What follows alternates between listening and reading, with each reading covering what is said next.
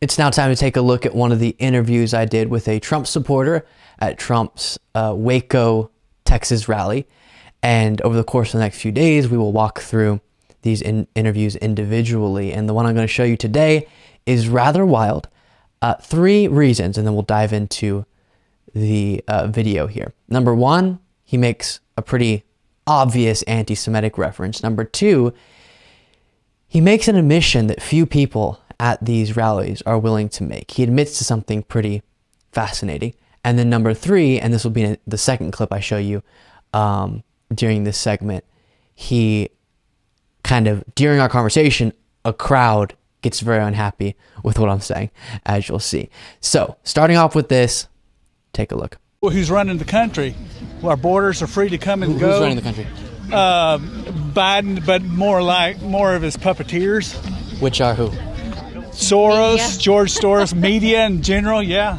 Why is it that you use that particular term, puppeteers, in relation to Soros? Because he has enough money, he can buy anybody. He has. How much money has he given to Joe Biden? I have no idea. How do you know he's controlling him? Because that's what I read, that's what I hear. And that's what he hears.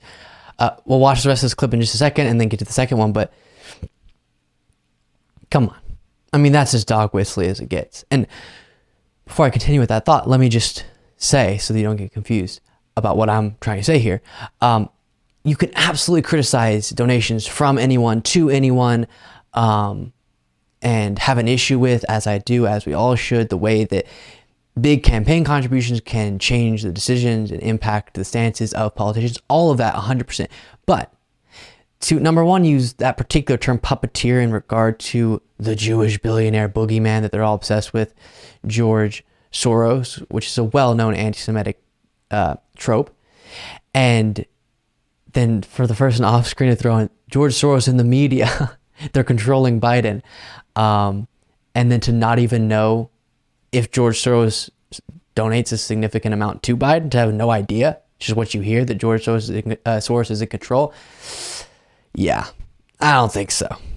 Okay, and then this next part is really, really interesting, because he'll say he doesn't believe the election is stolen, and then say he does believe there was fraud, but then go on to admit he has no evidence. It's really fascinating, because normally they run around, try to get out of saying that explicitly, but he just goes, I don't have any evidence. And do you believe the election was stolen?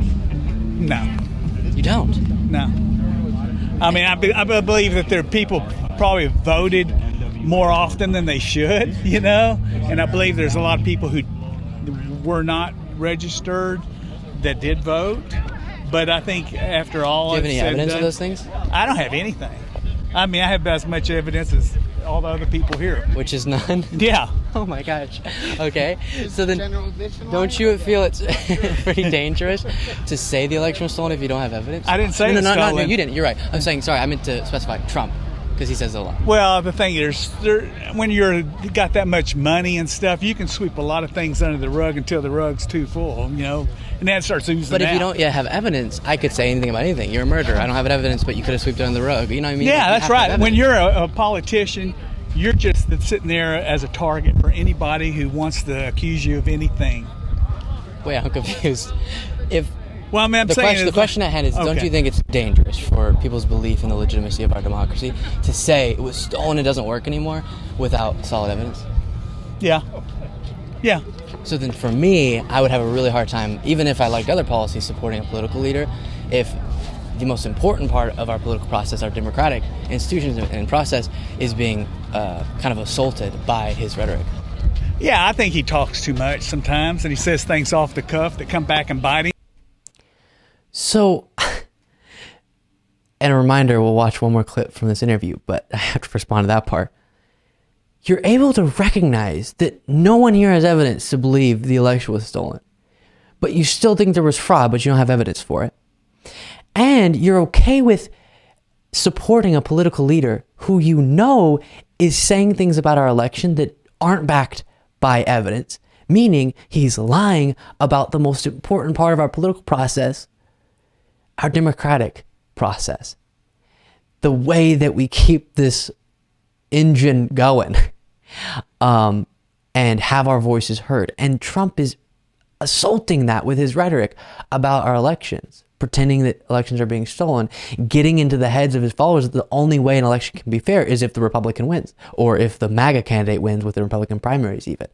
And he can recognize, yeah, Trump's saying that without evidence, people here are saying it without evidence, but I'm about to walk into the rally and cheer for the guy and want him to be president again. What? It is wild. And then his answer is, yeah, I think he talks too much. No. This isn't saying mean things on Twitter. This is assaulting the very essence of the belief in the legitimacy of our elections. And then we get to this part where the crowd turns on me. Agree. Have you seen Trump rallies where they start turning cars over and burning them? January 6th? Wow. No, they didn't do that. Oh my God. You're going to get beat up now. Yeah. Oh, don't say that, No, sir. we just boo. We don't. It's a kid. Luckily, he was saying you're going to get beat up now in a joking tone of voice, but the last rally people weren't joking so much. We'll watch that again. You're going to get beat up now. Yeah. Oh, don't say that, No, sir. we just boo. We don't. It's a kid. Didn't we just talk about we're not fighting? Yeah. No. We're disagreeing. No, Exactly, it's like that's we, good. we believe.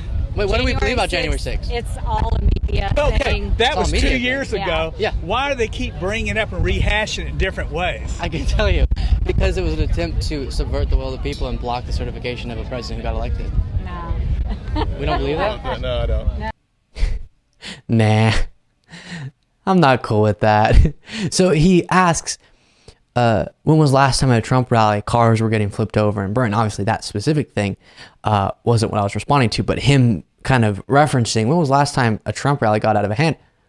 January 6th. And then that's when, for the first time in our interview, you saw us walking the line, no one was getting involved, everyone got involved. And right now, there's this very passionate resistance to just recognizing the facts of January 6th. And why is it so important? As we've mentioned so many times on this show, as I've mentioned so many times, and as we collectively, as the left, have talked about a ton. And what I was trying to say there is the reason January 6th is so important is, yes, because of the damage that was done that day. And also, so crucially, what it represented and what it was running parallel to. And what that is the fact that Trump, the lies that he was motivating his audience with and what motivated the rioters to attack the Capitol were the very same lies that he was using to justify attempting to keep himself president despite losing the election. Have this whole alternate elector scheme, get Mike Pence to reject the real electors and pretend fake electors are the actual ones and Trump's the real president, and not allow for a peaceful transition of power, block Biden from becoming president. That's what was going on behind the scenes. We got far too close to not seeing the peaceful transition of power, and it wasn't really that peaceful as you saw, but eventually it did take place, and we got far too close to it not taking place because of the lies that Trump was using to justify those actions, calling Brad Raffensperger, trying to pressure election officials to overturn the election results, and what motivated the rioters to attack the Capitol. And so that is why when they say, well, other riots have happened, January 6th is so important now, and it's going to be important in history because it represented the assault on our democracy. It was an assault that day to block the certification and was running parallel to a broader assault on our democracy to keep Trump installed as president despite losing the election. All of this motivated by lies. And for them, all the facts that can support what I'm saying don't matter because that doesn't feel right. So instead, you saw them all go, nah. Make sure you're subscribed to this YouTube channel.